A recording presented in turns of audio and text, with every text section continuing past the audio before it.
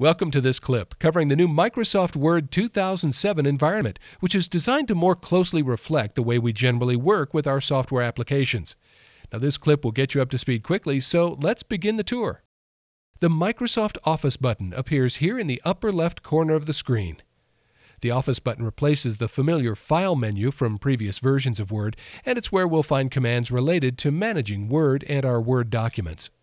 Note the Word Options button here at the bottom of the screen. We'll explore this feature in a future clip. Immediately to the right of the Office button is the Quick Access Toolbar. Now, this toolbar displays the Save, Undo, and Redo button initially, but it can be customized to include any commands that we frequently use. Across the top of the screen, the Title bar. This is sometimes referred to as the drag bar, and it displays the name of the active document and the current application. Next, we have the tabs that have replaced the menu bar of earlier versions.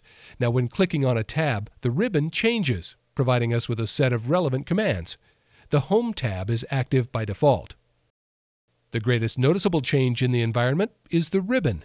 It's just below the tabs and makes all the capabilities of Microsoft Word available in a single area.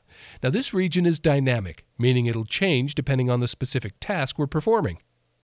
Each of the tabs offers a series of groups, sometimes referred to as chunks. Now, these groups, or chunks, are organized by frequency of use. The largest button in each group is the one that Microsoft considers to be the most often used, the smaller ones being used less often. An example of this is here on the Clipboard group. Paste is the largest button and also has its own drop-down for additional features. Notice that some of the groups display a small checkbox here in the far lower right corner. This is called the Dialog Box Launcher, and it's where related but less common commands will exist. To see how these are going to make our job easier, we'll click on the Page Layout tab. Here in the Themes group, we'll click the Themes button to view the gallery of built-in themes. Now, if we decide not to select a theme at this time, we can simply press the Escape key on the keyboard to close the palette.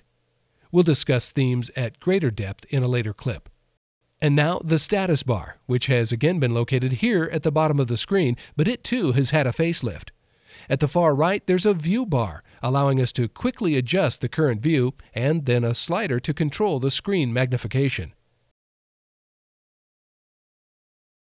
And there you have a tour of the new Microsoft Word 2007 interface, putting Word's power and flexibility right at our fingertips.